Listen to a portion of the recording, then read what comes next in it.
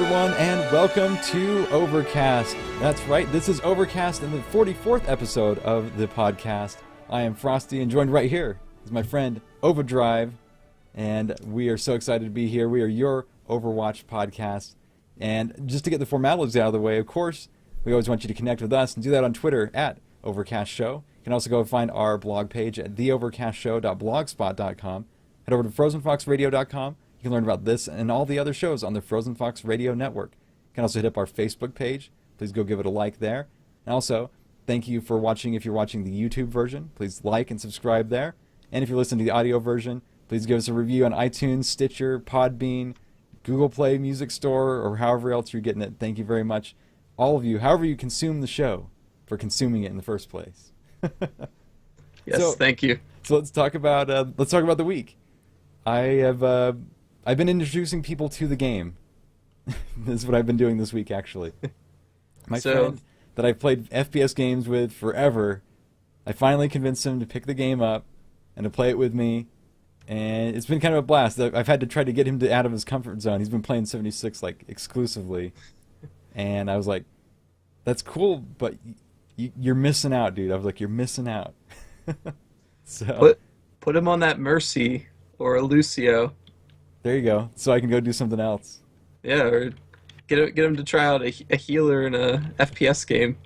So, I have been running into, so I think I told you the other day, or a couple of weeks ago, that I got to the point where like I was able to play other heroes lately. Mm-hmm. And I've had a complete reversal of fortune. I've ended up in any quick match or anything else now, to where people, no matter what, they'll just sit there, and I'll like lock in first, whatever my pick might be. Because I'm trying to like either play a new hero or get some seat time in with a different hero that I'm not as great with, and somebody else pick the same hero, and then like the last spot will be filled, but it has to be like a tank or a healer, so they'll usually pick tank, and I'm like, no, I want to play a different hero for a while, and we'll all run out, do whatever, and after I die, I'm kind of like, all right, still nobody's support, so I guess I'm going support, or we're just going to lose this, because it's how it's going to be, so. Yeah. Well, so we'll see how you gotta communicate with your team, right? Hey, we need a support. It happens. We say it, or we type it, or other people will type it, and they're like, somebody should go support. Hint, hint. Somebody should go support. We don't need like 376s. Yep. I had somebody say, somebody locked into Soldier 76 the other day, and then somebody else locked into him like last, and they started yelling at them because they said, I should be the Soldier 76 because I have the skin. That was literally their reasoning for wanting to be 76, and why the other person should change. Stats don't matter. Doesn't matter about your comp. It doesn't matter. It's all about the skins now, so that's all we care about. Yeah. So as you see, Softy is not joining us this week. Sadly, he's enjoying family time, so that's all cool. So, Ovo, how's your week been? Been pretty good with the holiday weekend, some cookouts over the weekend, but in the free time, been really going hard at that competitive play, and it's been interesting. Pretty much a roller coaster. One day where we were climbing up and up, we won almost every single game, and then the next day it was downhill on the other side where you just lose. That's how it goes. Yeah, that's just kind of how it goes. And the one thing I've noticed, and I think we've said it before, is communication's key. You need to be able to communicate with your team, especially in competitive. It's very difficult when you have people running in solo to gain an advantage. You're already kind of down 5v6 if somebody goes in and dies. Yep. That's at least my experience in competitive lately. So do you feel like with winning and losing, do you think you're like rubber banding? So like you win, and then you're getting thrown into harder matches, and then it's like you're getting pulled back down into lower matches? You're still trying to find the sweet spot? Or is that just how it goes when you're climbing the ladder, you think? I think it's just kind of how it was, and there's still a lot of people out there who are leaving, and I don't know when the time frame is where all those leavers are going to be filtered out for the season. We're still pretty new into the season, so I think that's going to have a pretty big impact on where you see these tougher games come into play, because you could have a pretty good matchup and then somebody leaves. Yep. And it kind of throws it. That's the worst. It's terrible when that happens. And you're like, thanks. Thank you. Thanks for my 5% XP. Yeah, exactly. And I think that's it for the introductions. I'll let you take it away with the topics for the week. We got a lot, Sure. so a lot to We, talk we about. do have a lot to talk about. Let's jump right in. We did a little bit of foreshadowing the other episode if you've been listening, because recently the Overwatch Twitter posted a tweet about potentially what looks like a tease at a new hero. So, Frosty, you want to talk a little bit about what was in that post? So this post, we had a couple. I think it was a couple episodes ago. We talked about sniping your friends, and this might become a reality. Maybe we don't know Maybe. yet.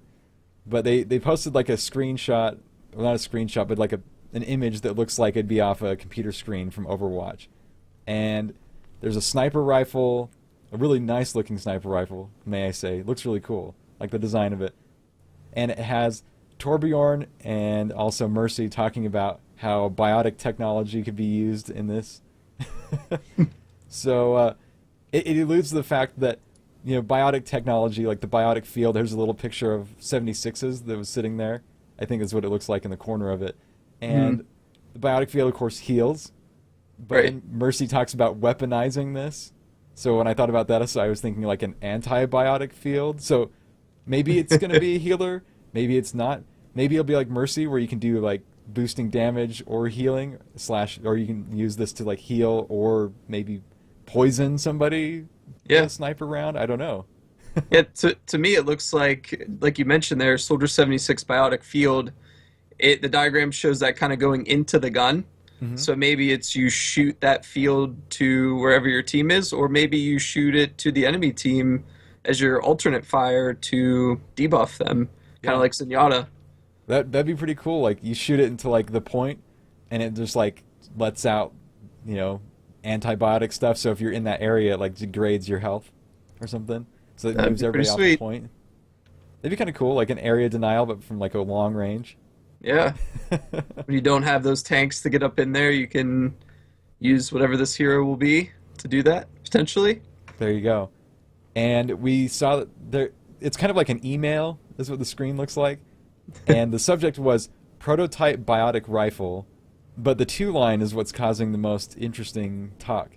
So we know we've talked about some future heroes that are kind of like rumored to be out there, and one of them, of course, was Sombra, and the other one was Anna Amari.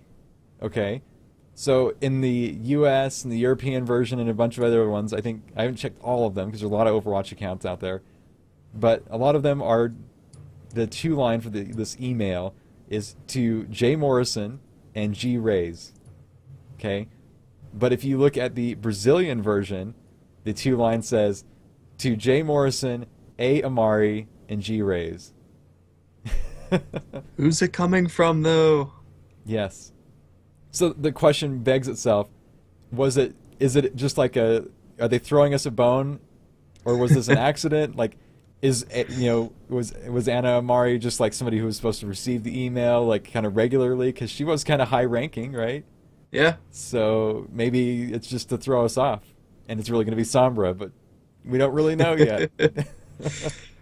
I can't wait until a PTR update shows up in my BattleNet so I can go and find out what this is. There you go. It's going to be exciting. I think it's really cool. I mean, we already saw, with the all those old videos and things like that people got from The Office, we know there's some sniper hero out there.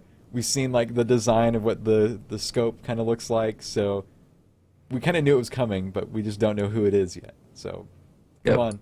It's like right there. I'm sure there'll be like an Olympia Washington update now, or who knows, right? Well, speaking of updates, we just got an update today.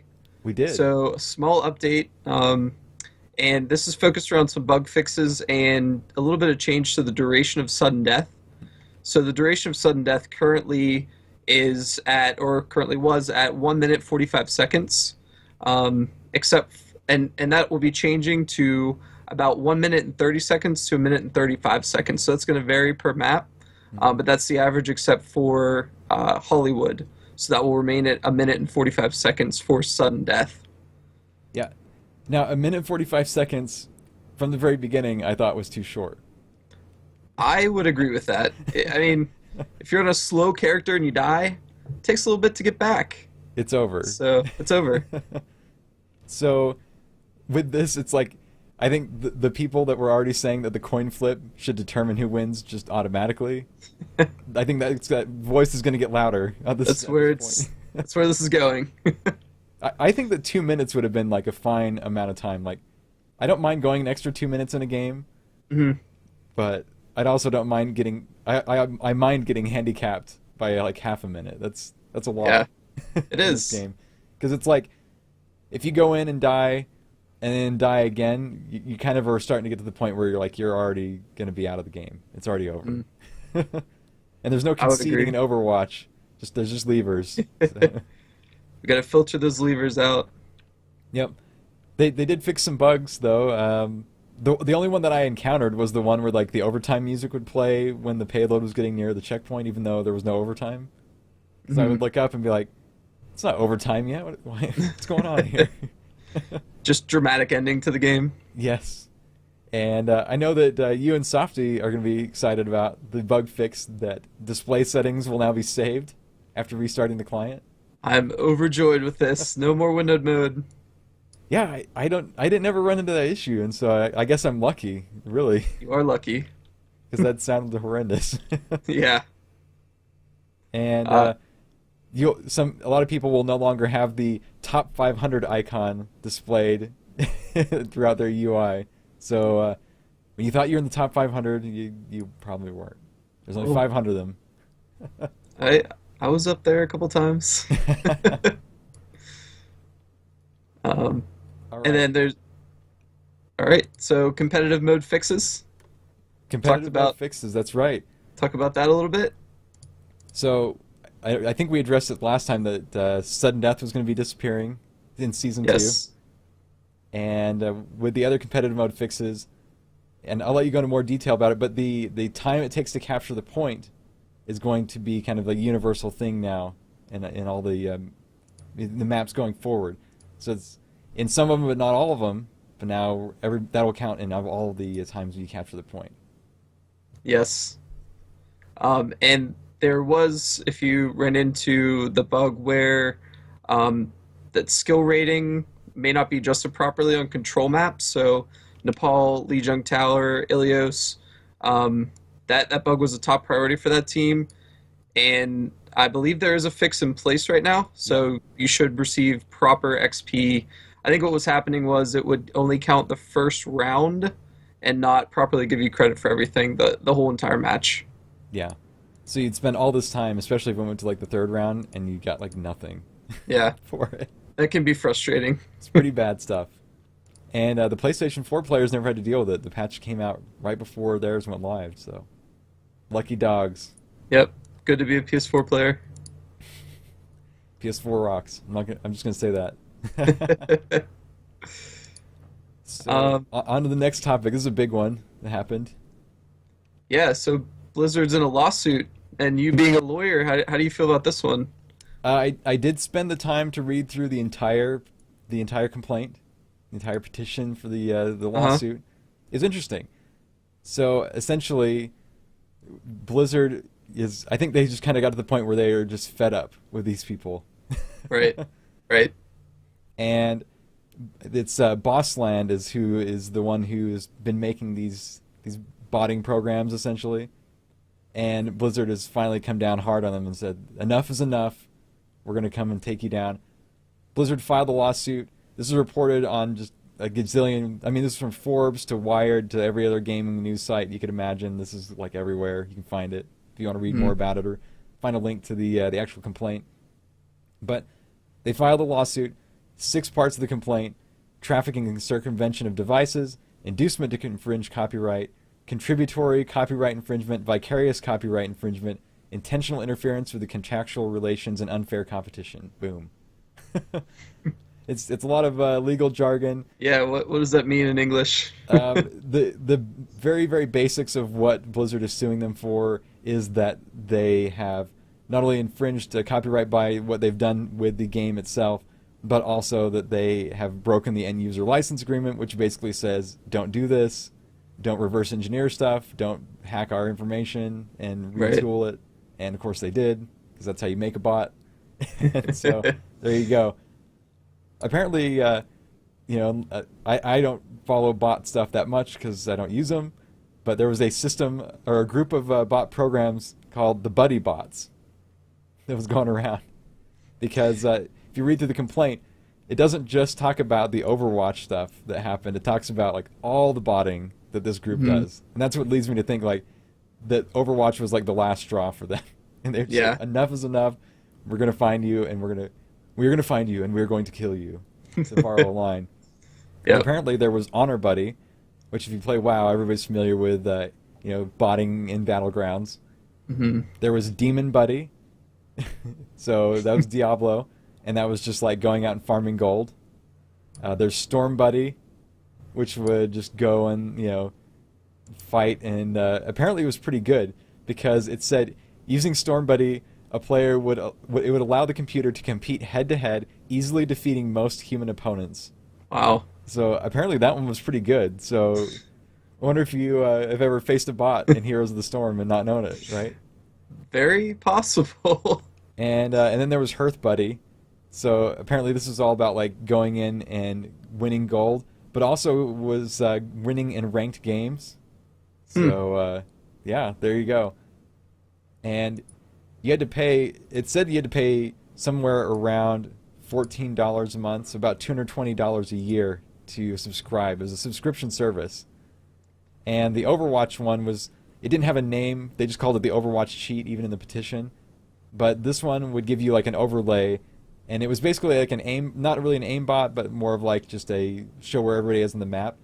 So this is the first petition I've ever read since I went into law school that had screenshots from a video game in it, which was kind of cool.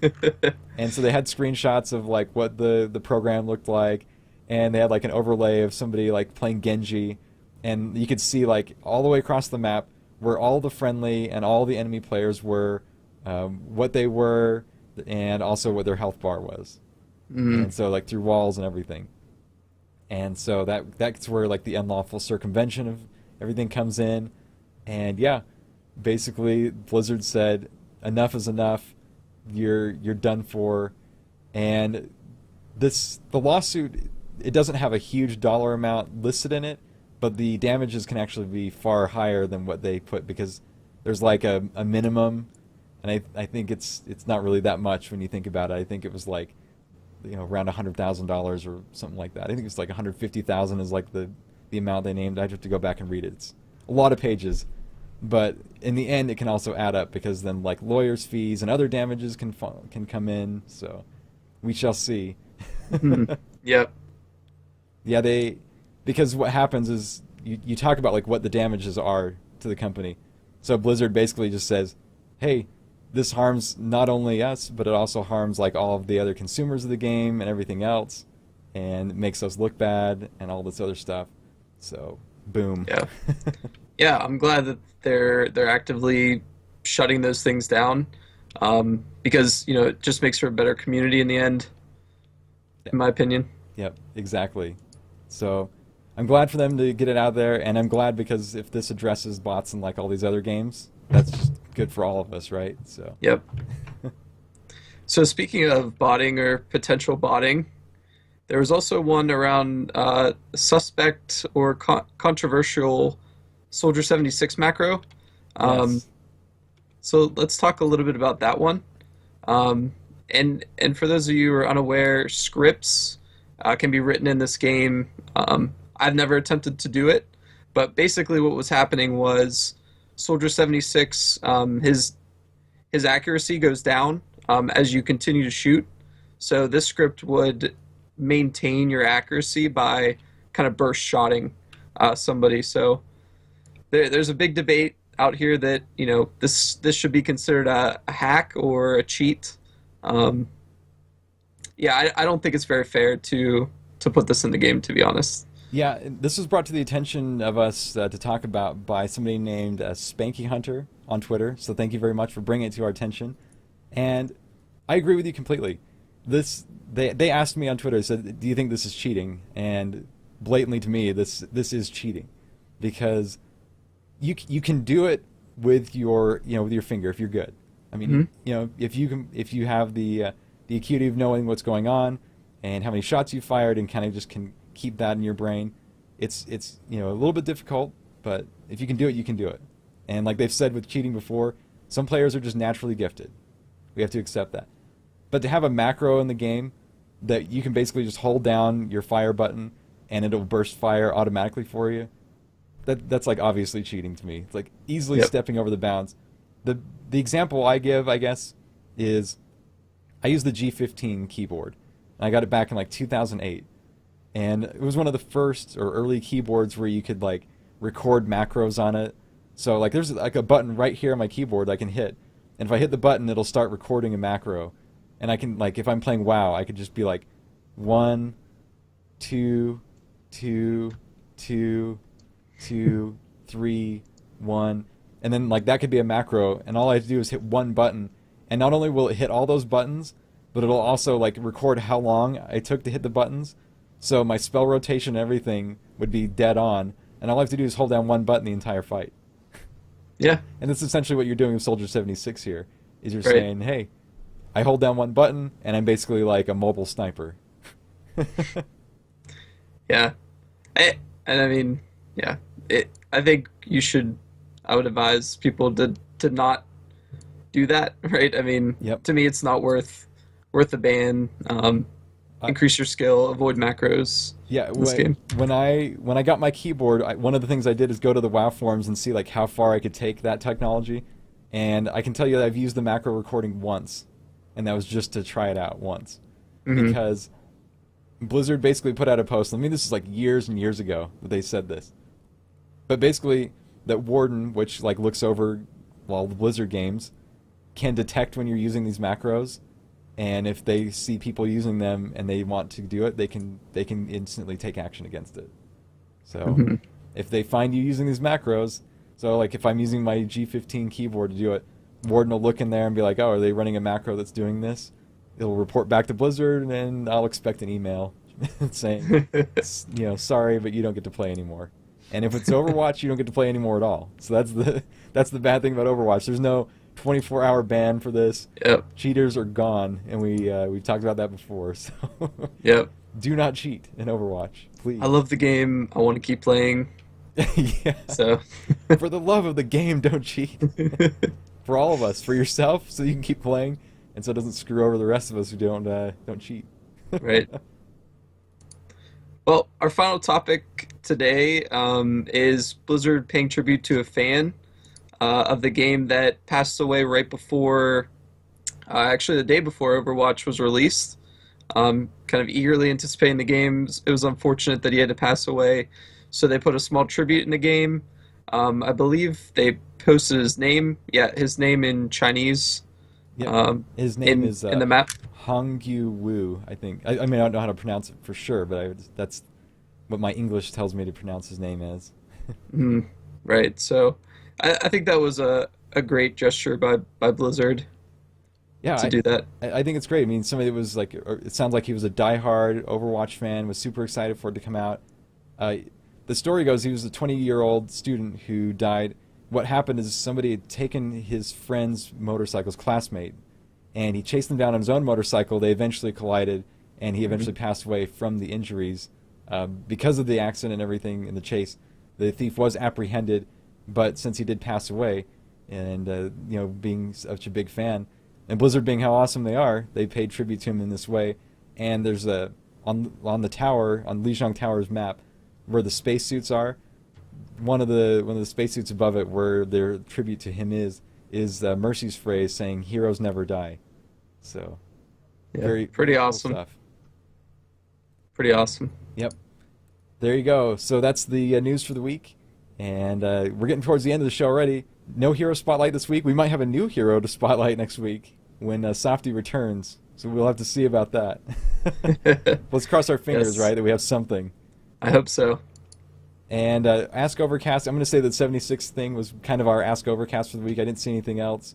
But thank you again for asking the question. Good discussion. And any shout outs you want to give out this week? I don't have any shout outs this week. There you go. I don't really have any other shout outs this week either. Except for all of you, just thank you for listening. It's awesome to see so many people enjoying us talking about Overwatch. Yes, thank you. So we're looking to bring you even more exciting content as time goes on in the future. So look for that. And I think that brings us to the end where we can talk about where everybody can find us on the web. And so I'll go ahead and say you can always find me. I'm Frosty Fox everywhere. So if it's Twitter, if it's anywhere else, if it's in the game, I'm always the same. So you can look for me there. Softy's old Softy. You can find him on Twitter, of course. And Ova, where can people find you? You can find me on Twitter or on Twitch at Ovadrive CTR, OVADRIVE CTR. There you go. You can always find the show at Overcast Show on Twitter. You can also go to theovercastshow.blogspot.com where you can find all the show notes and things like that. You can also go to frozenfoxradio.com. That's where you can learn about this and all the other shows on the Frozen Fox Radio Network.